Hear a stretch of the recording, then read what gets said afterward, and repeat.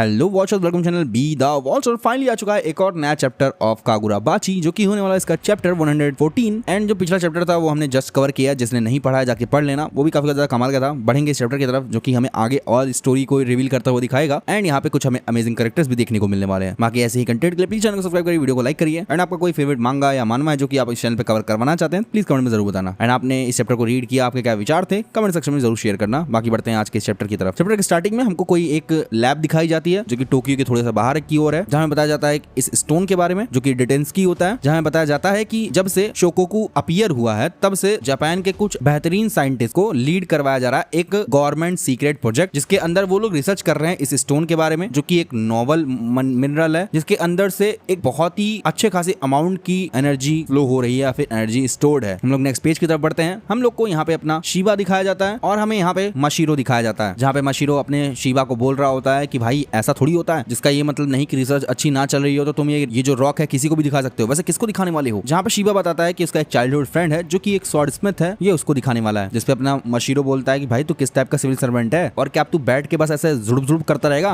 यहाँ पे अपना शिबा नूडल्स खा रहा होता है। जिसके बाद यहाँ पे माशिरो बोलता है कि उसने कभी भी या फिर अब तक इस बंदे के बारे में नहीं सुना जिससे अपना शिबा मिलवाने ले जा रहा है, जिसका नाम है कोनिशिगे रोकुहिरा। जिसपे माशिरो पूछता भी है क्या तुम पक्का हो ना, श्योर हो? शिबा बताता है कि भाई जो तुझे मैंने स्वॉर्ड दिए ना, हमें बताया जाता है कि यहाँ पर जब अपना माशिरो 18 साल का हुआ था तब शिबा ने उसे ये स्वॉर्ड दी थी। शिबा आगे बताता है कि यही जो स्वॉर्ड तुम्हारे हाथों में है या फिर तुम्हारे कंधे पर है, ये उसी बंदे ने बनाई है। जिसपे अपना माशिरो एकदम सरप्राइज होता है, क्या सच में? क्योंकि माशिरो का मानना होता है जो ये स्वॉर्ड है उसके हाथों में ये काफी लाजवाब है और अब तक के लिए उसके लिए एकदम ग्रेट स्वॉर्ड है। जहाँ पे शिबा आगे बताता है कि जब वो 12 साल के थे, मतलब वो और अपने रोकुहिरा, तो जो है उन्होंने मिलकर एक स्वॉर्डमैनशिप वाली चीजें चालू की थी। मतलब वो लोग स्वॉर्ड्स को बनाते थे और वो बंदा जो है आता रहता है और वो बंदा बोलता भी रहता है कि भाई मैं वापस आ गया, अब मुझे स्वॉर्ड नहीं बनानी है, अब मैं स्वॉर्ड बनाना छोड़ रहा हूँ। जहाँ पे अपना माशिरो इस बंदे को अजीब ही समझ रहा होता है ये बातें सुन के। और जब भी अपना रोकुहिरा कुछ भी अजीब करता था तो शिबा उस पर कुछ फेंक दिया करता था, कुछ सामान फेंक दिया करता था, जो कि अपना शिबा ये एकदम सावधानी से करता था, मतलब कामली करता था। शिबा आगे बताता है कि ये बंदा मुश्किल से कोई स्वॉर्ड बेचता है तो इसलिए किसी ने इसके बारे में सुन नहीं रखा है, लेकिन ये बंदा सच में कमाल का है। जहाँ पे माशिरो का अपने मानना होता है कि अगर ये बंदा अपने शिबा के साथ बड़ा हुआ है तो जरूर वो भी पागल ही होगा। तो शिबा कहता है तुम कहना क्या चाहते हो? फाइनली ये लोग उसके घर पहुंचते हैं और गेट खटखटाते हैं, जहाँ पे शिबा बताता है कि वो बंदा शायद भूख से मर ना गया हो अब तक, क्योंकि वो बंदा ब्रोक है, मतलब गरीब है। बट ये लोग देखते हैं कि अभी दरवाजा तो खुला ही हुआ है। शिबा कहता है हाँ ये बंदा कभी दरवाजा बंद ही नहीं करता। जिसके बाद वो जाके यहाँ पे फॉर्जे चेक करता है। फॉर्जे चेक करने के बाद उसे कुछ मिलता नहीं है शिबा को और चीजें इधर उधर पड़ी होती हैं। जहाँ पे शिबा बोल ही रहा होता है ये बंदा एकदम होपलेस है भाई। फाइनली यहाँ पे शिबा जो है आवाज सुनता है माशिरो की। माशिरो बोलता है अरे भैया इधर देखो, एक बंदा इधर पड़ा हुआ लग बड़ा सबसे मर गया, क्या ये सच में तो नहीं मर गया? हम लोग देखते हैं यहाँ पे ये बंदा उठता है और देखता है ये कौन है, कौन हो तुम? माशिरो बोलता नहीं नहीं ये जिंदा है और आपसे मिलकर अच्छा लगा सर। जिसके बाद यहाँ पे शिबा आता है और बोलता है अरे बहुत टाइम से दिखे नहीं सर, कैसे हो? जब मैं रोकुहिरा बताता है कि वो जो है भूख से बेहोश हो गया था। माशिरो कहता है क्या ये नॉर्मल है? शिबा भी सोच रहा होता है ये बंदा ऐसा चिल कैसे कर रहा है। अचानक से यहाँ पे अपना रोकुहिरा यहाँ पे कुछ सूंघता है और देखता है कि अरे कुछ तो खाना था। वो शिबा के पास भाग के जाता है, शिबा मुझे दे दे, मुझे दे दे। शिबा कहता है डूड मुझे भूख लगी थी, मैंने खा लिया यार ऑलरेडी। ये वही नूडल्स अभी जो कुछ देर पहले अपने शिबा ने नहीं खाया था, वही स्मेल करके ये बंदा उसके पास चिपक आया था और खाने की मांग कर रहा था। शिबा बोलता है शांत हो जा, शांत हो जा, मैं तुझे खिला दूंगा कुछ इसके बाद, ठीक है? जहाँ पे माशिरो एकदम देख ही रहा होता है इस बंदे को, भाई हम तो इसकी तारीफ कर रहे थे और ये बंदा तो मुझे बहुत ज्यादा बुरा लग रहा है। शिबा जो है वो स्टोन निकालता है और इस बंदे को दे देता है रोकुहिरा को और पूछता है कि क्या तुम इस रॉक के बारे में कुछ बता सकते हो? जहाँ पे माशिरो एकदम चौक से जाता है, अरे आप उस रॉक को जो कि जापान के सबसे मोस्ट क्रिटिकल रॉक है, आप उसको इसके हाथ में ऐसे नहीं दे सकते। जिसके तुरंत बाद हम देखते हैं कि अपना रोकुहिरा तुरंत के तुरंत जो है उस स्टोन को पटक देता है जमीन पे। माशिरो का मुंह बन जाता है और अपना रोकुहिरा बोलता है अरे ये तो स्टोन बड़ा टफ है। और माशिरो एकदम घबरा ही रहा होता है कि भाई मैं इस चीज का पार्ट नहीं हूँ, मैंने कुछ नहीं देखा। शिबा बोल रहा होता है अच्छा तेरा रिएक्शन कुछ ज्यादा ही बोल रहा है वैसे, और क्या है? जहाँ पे अपना रोकुहिरा उस स्टोन को देख पा रहा होता है, सोच पा रहा होता आखिरकार ये स्टोन है क्या। जहाँ पे माशिरो उसे वार्न कर देता है कि भाई तुमने अगर इस चीज को स्पिरिट एनर्जी के साथ हिट किया तो ये चीज ब्लास्ट भी कर सकती है। जहाँ पे अपना रोकुहिरा ये चीज समझ पा रहा होता है। जहाँ पे बताता है कि जो इसके पार्टिकल्स है ना, मतलब इस स्टोन के पार्टिकल्स, वो अपनी आंखों से देख के ये चीजें बता रहा था। वैसे वो बताता है कि इसको जो पार्टिकल्स है वो अंदर से ग्लो कर रहे हैं, अंदर की एक एक चीज जो है वो स्पिरिट एनर्जी से रिएक्ट कर रही है इसके अंदर। अगर मैं इसके अंदर स्पिरिट एनर्जी चैनल कर दूं या फिर डाल दूं तो ये पार्टिकल उसके साथ रेजोनेट होकर ब्लास्ट हो जाएंगे और एक किसी इंसान को उड़ाने के लिए इतना काफी है। माशिरो का मुंह बन गया होता है और बोल रहा है नामुमकिन, इस बंदे ने सिर्फ इस चीज को देखकर ये चीज समझ ली। जहाँ पे हमें नरेशन भी आता है कि जो फर्स्ट टाइम उन्होंने जब मतलब जिन्होंने रिसर्च किया या फिर जिन्होंने इसके बारे में जाना होगा इस स्टोन के बारे में, उनके बारे में बताया जा रहा है कि जब उन्होंने इसके बारे में रिसर्च की थी उसे जो है स्पिरिट एनर्जी से रिएक्ट करवाया था तो वो फट गया था। और ये चीजें साइंटिस्ट को बहुत सारे एक्सपेरिमेंट करने के बाद पता चली थी कि इस चीज के अंदर एक्सप्लोसिव क्वालिटी है और सेम कंक्लूजन पे वो लोग पहुंचे थे जो कि अभी अपने रोकुहिरा ने बताई थी। जिस पे अपना शिबा का मुंह बन जाता, देखा सही आदमी के पास लेके आया ना मैं, इसकी आंखें इतनी तेज है बेटा।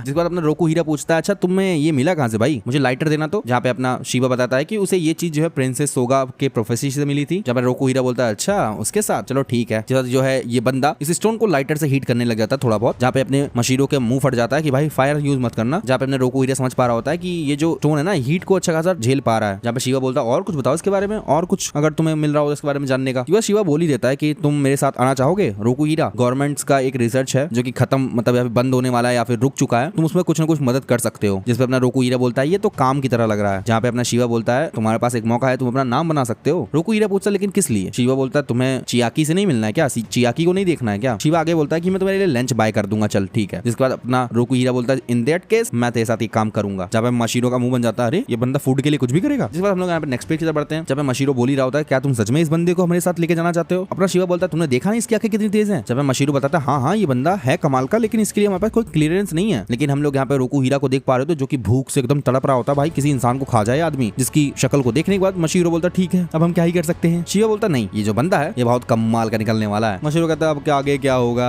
जिसके बाद हम लोग यहाँ पे डिटेंस की रिसर्च लैब की तरफ पहुंचते हैं। एक आदमी हमें दिखाया जाता है कोट पैंट में, जहाँ पे वो शायद शिवा को फोन लगा रहा होता है। देखता है शिवा उसका फोन नहीं उठा रहा है। जहाँ पे इस आदमी को अपना काम करके जल्दी वापस लौटना होता है, उससे पहले शिवा कुछ गड़बड़ न कर दे। तभी आदमी के सामने एक और बंदा आता है जो कि थोड़ा सा अजीब से पोशाक में होता है। कोट पैंट वाला बंदा उसका स्वागत करता है और अपना नाम बताता है कि वो हासुमू है जो कि सॉर्सरी ब्यूरो से है। जहाँ पे सामने वाला बंदा बोलता है ये जगह कुछ खाली नहीं लग रही है। हासिमी बताता है कि यहाँ पर लोग जो है लिमिटेड ही हैं, मतलब कम ही लोग को रखा गया है। यहाँ पे थोड़े बहुत जो है साइंटिस्ट हैं जो कि इस चीजों पे काम कर रहे हैं और कुछ गवर्नमेंट के ऑफिशियल्स हैं जो कि रिसर्च में इन्वॉल्व है। फैसिलिटी को प्रोटेक्ट करने के लिए फोर्स फील्ड का यूज किया जा रहा है, उसके लिए भी थोड़े बहुत यहाँ पे सॉर्सरर्स हैं सिक्योरिटी के तौर पे। जो अंदर लोग हैं वो चाहते थे कि हम इस चीज के ऊपर एक स्वॉर्ड स्मिथ का जो है ओपिनियन लेना चाहिए, एंड वो लोग इस चीज के लिए पगलाए हुए हैं। और वैसे भी आप कोई ऑर्डिनरी स्वॉर्ड स्मिथ नहीं है, तो आपका जो काम होगा, आप जो इनपुट देंगे वो चीजें बहुत ज्यादा बढ़िया होंगी। जिसके बाद हम लोग को यहाँ पे नरेशन देखने मिलता है बहुत सारे स्वॉर्ड्स के साथ कि जापान जो है एक स्वॉर्ड सेंटर्ड सोसाइटी है, जहाँ पे लगभग देखा जाए तो 2000 से ज्यादा स्वॉर्ड स्मिथ्स तुम्हें देखने को मिल जाएंगे। जिसकी वजह से ये जो है जापान के कल्चर को रिप्रेजेंट भी करते हैं और इनको एक जापान का जो है काइंड ऑफ ट्रेजर भी माना जाता है। और कुछ जो बहुत बढ़िया निकल के हैं ऐसे जापान की हिस्ट्री में सिर्फ 3 हुए हैं, और जो ये आदमी सामने खड़ा है ये उनमें से एक है। हम लोग इस बंदे के शायद स्वॉर्ड स्मिथ की दुकान भी देखते हैं, जो कि बताता है कि उसने आज अपने काम से छुट्टी ली है और उसकी दुकान बंद भी होती है आज के लिए, क्योंकि जापान का इतना अच्छा लिविंग ट्रेजर होने के बाद भी उसे ये चीज साइड जॉब के लिए करनी पड़ रही है। जिसके बाद ये बंदा का हमें फुल फेस दिखाया जाता है, जो कि इसका नाम भी हमें बताया जाता है, जो कि होता है सुबारू उरीता, जो कि बोलता है कि चलो ठीक है काम करते हैं फिर, लेकिन उससे पहले मुझे सुशी बनानी है। जहाँ पे अपने सामने वाला बंदा बोलता है अरे सर ये नेशनल प्रोजेक्ट है, आप क्या बातें कर रहे हैं। और ये सामने वाला बंदे का डिस्क्रिप्शन भी आता है कि ये जो बंदा है ना ये सुशी शेफ है। एंड इसी के साथ साथ ये चैप्टर यहीं पे एंड हो जाता है। जी हाँ गाइस, ये था कमाल धमाल का चैप्टर कागुराबाची चैप्टर 114। आप बताना आपको कैसा लगा एंड कितने एक्साइटेड हो आगे चैप्टर्स के लिए कमेंट सेक्शन में। मैं मिलता हूँ किसी नेक्स्ट वीडियो में, तब तक के लिए बी द वॉचर।